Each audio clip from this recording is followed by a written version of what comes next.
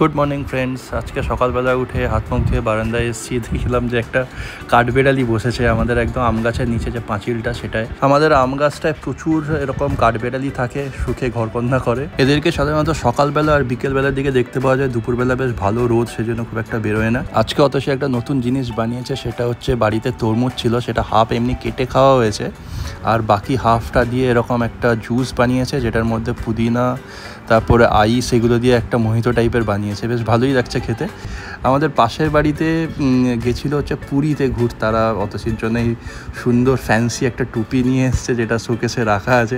নুপু এই টুপিটা পরে খালি বলছে I am not a boy, I M a girl, যেগুলো একটু ধমক দিয়েছি আর কি। আজকাল অতসি খুব খাবারে এক্সপেরিমেন্ট করে, বেশ নিত্য নতুন জিনিস তৈরি করার চেষ্টা করে। আজকে যেরকম কাঁচকলার কোপ্তা বানিয়েছে, এই কাঁচকলাগুলো নিয়ে এসেছি হচ্ছে আমাদের শ্বশুরবাড়ি থেকে। আমরা গেছিলাম কিছুদিন আগে, সেখান থেকে প্রচুর কাঁচকলা দিয়েছে, সেটা দিয়ে কাঁচকলার কোপ্তা বানিয়েছে, কিছুটা ঝোলের মধ্যে দিয়েছে আর কিছুটা এমনি ভেজে রেখেছে। ভাজাগুলো আমি খেয়ে দেখেছি, বেশ ভালোই লাগছে খেতে। আর কাঁচকলার কোপ্তাটা দুপুরবেলায় খাবো। সাধারণত কাঁচকলা একেবারেই আমার খেতে পছন্দ নয়, তার কারণ হচ্ছে খুব একটা ভালো লাগে না খেতে। আর ভাজা করা হয় মাঝে মাঝে কাঁচকলা, কিন্তু সেটাও আমার পাতে থেকেই যায়। দুপুরবেলায় খাবার সাজিয়ে দিয়েছে, বাড়ির গাছের আম কেটেছে আর কাঁচকলার কোপ্তা দিয়েছে, আর কিছুটা চিংড়ি মাছ ছিল, সেটাকে বেশ মেখে পেঁয়াজ লঙ্কা দিয়ে মেখে দিয়েছে। বেশ ভালোই লাগলো আজকে কাঁচকলার কোপ্তাটা খেতে। আজকের দিনটা রিল্যাক্স, দুপুরবেলা খাওয়া দাওয়া করার পরে একটু গান টান শুনলাম। তারপরে দুপুরবেলা তো খুব একটা বেশি ঘুম হয় না, সেজন্য বিকেলের দিকে উঠে ছাদের উপর এলাম, দেখলাম যে আকাশটা বেশ মেঘলা করেছে। জানি না, হয়তো রাত্রিবেলায় ঝড় বৃষ্টি হতে পারে। এখন বেশ কিছুদিন ধরেই ঝড় বৃষ্টির পূর্বাভাস আছে। ছাদের উপরে দেখলাম যে একটা বিরাট নারকেল গাছের ডালা পড়েছে। আমাদের পাশের বাড়িতে 2-3টে নারকেল গাছ আছে, মেবি হয়তো কখন দুপুরবেলা হাওয়া হয়েছিল সেখান থেকে খসে পড়েছে ছাদের উপরে, এটাকে ফেলে দিতে হবে। যে গাছ থেকে নারকেল ডালাটা পড়েছে সেই গাছে একটু ফোকাস করতে দেখলাম সেই কাঠবেড়ালি, এরাও নারকেল গাছে উঠছে। তারপরে হতভাগা আমাদের ছাদের উপর দিয়ে দৌড়ে সোজা আমাদের যে আম গাছ, সেই আম গাছে গিয়ে শেলটা নিল। বুঝলাম যে এই আম গাছেই ওই মালটা থাকে। এই যে এখানে দেখছো, সারা দিন কিচকিচ করতেই থাকে। আর আমাদের যে লাল জামরুল গাছ ছিল, সেই জামরুল তো মোটামুটি শেষ হয়ে গেছে, এখন সাদা জামরুলগুলো হচ্ছে, ছোট হয়েছে আর বেশ অনেকগুলো ফুল হয়েছে। তো এইগুলো আস্তে আস্তে খাওয়া টাওয়া যাবে। কাঠবেড়ালির উৎপাত আর মানে থামছেই না। এই যে দেখো, এইখান থেকে আমাদের যে আম গাছটা পাশের বাড়ির যে অ্যাজবেস্টার, সেটার উপরে প্রচুর আম পড়েছে। কাঠবেড়ালি আম খায় কিনা আমি জানি না, তবে ঘুরঘুর তো করছে দেখছি। আমের সিজন প্রায় শেষ হয়ে গেছে, এবার কাঁঠাল আর জামের সিজন আসছে, কারণ জামাই ষষ্ঠীও চলে এসছে প্রায়। তো আমাদের আম গাছেও আম প্রায় শেষের মুখে, 60-70% খাওয়া হয়ে গেছে। তো এই বেশ কয়েকটা আম আজকে পেকেছিল, একদম ডালা শুদ্ধ ছিঁড়ে নিয়ে এসেছি, যে বেশ ভালো লাগছে দেখতে। আর আম খুব একটা বেশি নেই, হয়তো আর 1 সপ্তাহ বা 10 দিনের মধ্যেই সব আম শেষ হয়ে যাবে।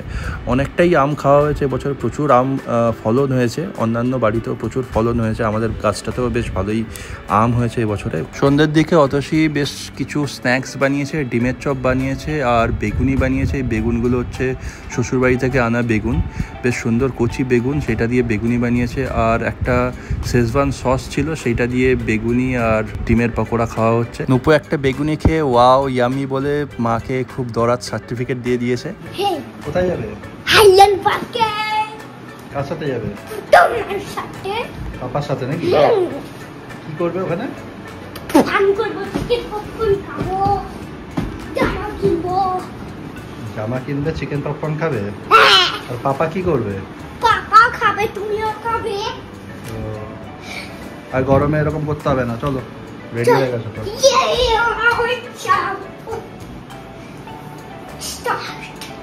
নুপুকে স্মাইল করতে বললেই এরকম মুখ চোখ করে, কেমন করে আছে। যাই হোক, আমি আর নুপু চলে এসেছি হাইল্যান্ড পার্কে। আমাদের একটু কেনাকাটা শপিং করতে হবে, তো পাশেই লিটল শপ আছে, ওখান থেকে নুপুর জন্য আমি 1 সেট জামা কাপড় নিয়ে নিলাম। অতসী একটু পরে আসবে, কারণ ওর কয়েকটা কাজ আছে, সেটা সেরে আসবে। শপিং আর একটু ফটো সেশন করে আমি আর ছোট নুপু চলে এলাম ফুড কোর্টে। কি খাবে? Chicken popcorn. মা আসছে কিন্তু, দেখো মা এসে গেছে।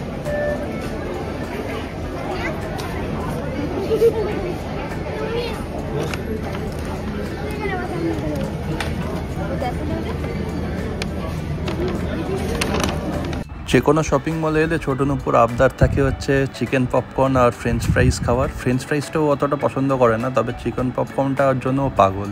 ওর জন্য একটা স্মল সাইজ চিকেন পপকর্ন নিয়েছি আর আমাদের জন্য ফ্রেঞ্চ ফ্রাইজ, এটা একটা স্ন্যাক্স। এরপরে অতসী যেহেতু চলে এসছে, তো সেজন্য আমরা ভাবছি যে কিছু একটা খাবো, একদম ডিনার সেরেই বাড়ি ফিরবো। তো পাশেই একটা চাইনিজ আউটলেট ছিল, সেখান থেকে আমরা ফ্রাইড রাইস আর চিকেন মাঞ্চুরিয়ান নিয়ে নিলাম। এখানে কোয়ান্টিটি বেশ অনেকটাই দেয়।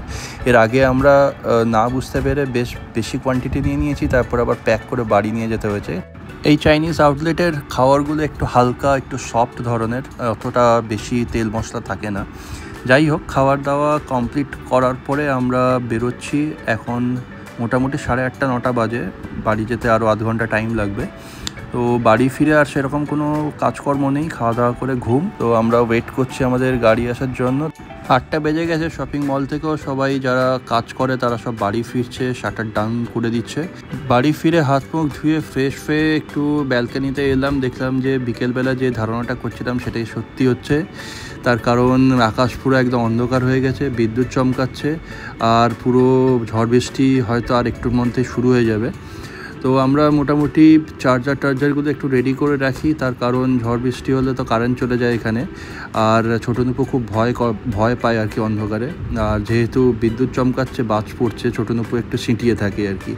দেখলাম যে 5-10 মিনিটের মধ্যেই বৃষ্টি শুরু হয়ে গেছে, বেশ অঝোরে বৃষ্টি হচ্ছে। অনেক দিন পরে বৃষ্টি হচ্ছে, বেশ ভালোই লাগছে। ঠান্ডা ঠান্ডা হাওয়া একটু উপভোগ করব বলে হাত মুখ ধুয়ে বারান্দায় বসলাম। এখন 9:30 বাজে, তো 10টা 10:30টার আগে ঘুমোবো না, তাই একটু বারান্দায় বসে বৃষ্টিটা এনজয় করছি। আজকের ভিডিওটা আমি এখানেই শেষ করছি। যদি ভালো লেগে থাকে তাহলে অবশ্যই ভিডিওটা লাইক, কমেন্ট আর শেয়ার করে দিও, আর চ্যানেলটা প্লিজ সাবস্ক্রাইব করে দিও। আজকের জন্য টাটা আর শুভরাত্রি।